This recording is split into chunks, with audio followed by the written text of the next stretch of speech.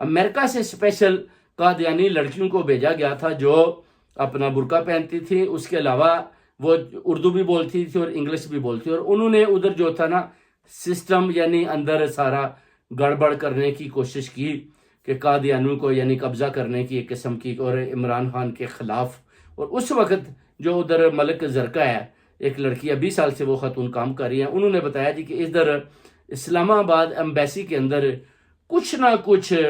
غداری ہو رہی ہے. غداری کیا ہو رہی ہے کہ عمران خان کے خلاف سازش ہو رہی ہے. سازش وہ جیسے ہو رہی تھی وہ اس نے بتا دیا، اور بڑا اس نے کانفیڈینشیل بتایا کہ لگتا ہے کچھ ہونے والا ہے، کیونکہ امریکہ سے بڑی عجیب و غریب شخصیتیں تشریف لا رہی ہیں اور پاکستانی کونسلیٹ کے اندر وہ ٹھہری ہیں، اور ادھر انہوں نے بھرپور طریقے سے ایک قسم کا قبضہ کیا ہوا ہے. تو یہ جو ہے نا اپنا سارے ادھر سے جو ہے نا بیسیکلی یہ